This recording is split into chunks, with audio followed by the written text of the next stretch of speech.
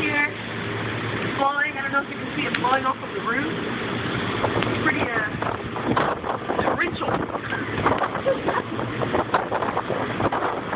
gonna take it earlier with the flooding, the street that turned into a riverbank.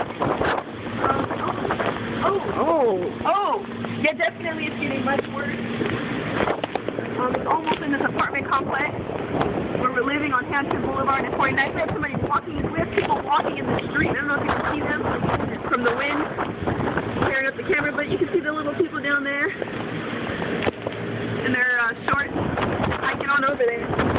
Crazy people, crazy people. But yeah, it's definitely much higher than we were out here about 20 minutes ago, y'all. 20 minutes ago. Yes, I'm getting excited.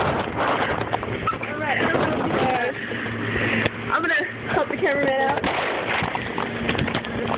It's much harder to see things now because it's way more windier, but I don't know if you can tell that the rain has started to enter into the complex, and